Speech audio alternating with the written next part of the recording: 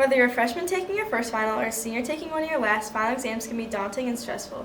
To prepare for these upcoming tests, we asked some students and a teacher for their best tips and tricks on how to reduce stress and ace your tests as we approach finals week. Students and staff can relieve stress during finals week by staying organized, especially for teachers. Students as well, being organized, keeping their agenda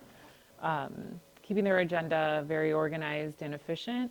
They can also relieve stress by doing some exercises such as deep breathing exercises and five senses exercises. These are things that just help you feel grounded and take your mind off what is actually making you feel nervous and reconnect with your mind and body. That is, I feel, beneficial to students to help them just remain calm and definitely take deep breaths. Okay, so you're probably going to hate when I say this, but you really should not memorize, okay? You just shouldn't. You might need to memorize some definitions, but you want to be able to apply it, make it relate to your life as best you can. And I feel like rephrasing the question, like rephrasing the definition. Don't just memorize word for word, because chances are on the test, it might look a little different. So you want to not panic and actually think about what you are studying and process. Start now. Start now. Do not wait until the end. You might get sick. Something else comes up. You got 20 projects.